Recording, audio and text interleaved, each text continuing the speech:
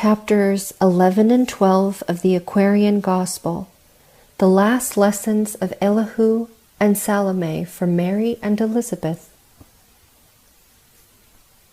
Again Elihu taught.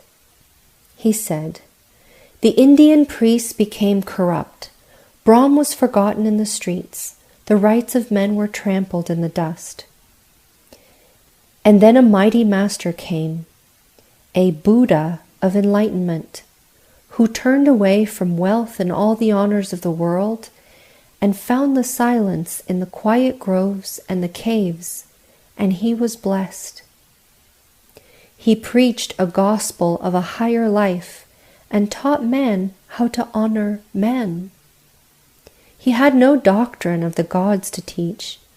He just knew man, and so his creed was justice, love, and righteousness." I quote for you a few of the many helpful words which Buddha spoke. "Hate is a cruel word. If men hate you, regard it not, and you can turn the hate of men to love and mercy and goodwill. And mercy is as large as all the heavens.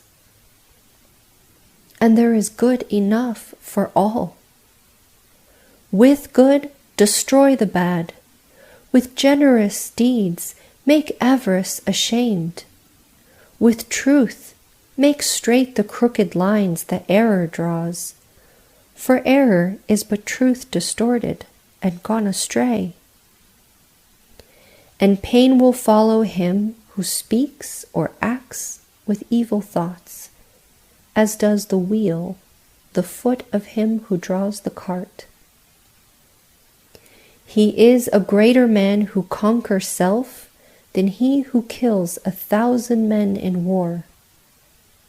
He is the noble man who is himself what he believes that other men should be. Return to him who does you wrong your purest love, and he will cease from doing wrong. For love will purify the heart of him who is beloved as truly as it purifies the heart of him who loves." The words of Buddha are recorded in the Indian sacred books. Attend to them, for they are part of the instructions of the holy breath. The land of Egypt is the land of secret things. The mysteries of the ages lie lock-bound in our temples and our shrines. The masters of all times and climes come here to learn, and when your sons have grown to manhood, they will finish all their studies in Egyptian schools.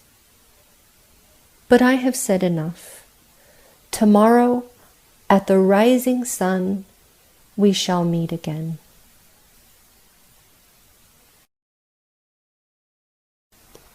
And now when the morning sun arose, the masters and their pupils were all in the sacred grove. Salome was the first to speak. She said, "Behold the sun. It manifests the power of God, who speaks to us through the sun and the moon and the stars. Through mountain, hill, and valley, through flower and plant and tree. God sings for us through bird and harpsichord and human voice. He speaks to us through wind and rain and thunder roll. Why should we not bow down and worship at his feet? God speaks to hearts apart, and hearts apart must speak to him. And this is prayer.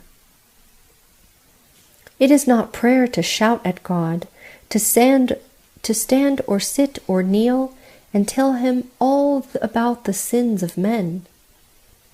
It is not prayer to tell the Holy One how great he is, how good he is, how strong and how compassionate. God is not man to be bought up by the praise of men. Prayer is the ardent wish that every way of life be light, that every act be crowned with good, that every living thing be prospered by our ministry. A noble deed, a helpful word is prayer, a fervent and effectual prayer. The fount of prayer is in the heart. By thought, not words, the heart is carried up to God, where it is blessed. Then let us pray. They prayed, but not a word was said. But in that holy silence every heart was blessed. And then Elihu spoke. He said to Mary and Elizabeth, "Our words are said. You need not tarry longer here. The call has come. The way is clear. You may return unto your native land. A mighty work is given you to do. You shall direct the minds that will direct the world. Your sons are set apart to lead men to the righteous thoughts and words and deeds, to make men know the sinfulness of sin, to lead them from the adoration of the lower self and all elusive things, and make them conscious of the self that lives with Christ in God. In preparation for their work, your sons must walk in many thorny paths.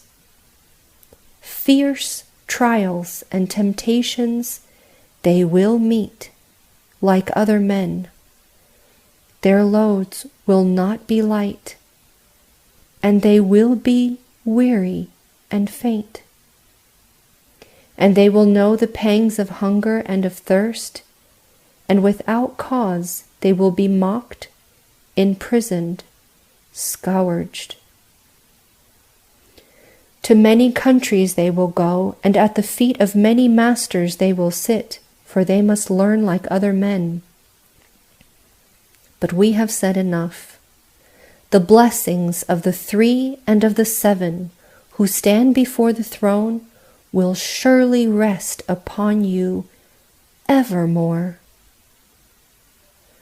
Thus close the lessons of Elihu and Salome. 3 years they taught their pupils in the sacred grove, and their lessons all were written in a book. Lo, it would be a mighty book, and what they said we have the sum. Now Mary, Joseph, and Elizabeth, with Jesus and his harbinger, set forth upon their homeward way. They went not by Jerusalem, for Archelaus reigned. They journeyed by the bitter sea, and when they reached Engedi hills, they rested in the home of Joshua, a near of kin, and here Elizabeth and John abode. But Joseph, Mary, and their son went by the Jordan way, and after certain days they reached their home in Nazareth.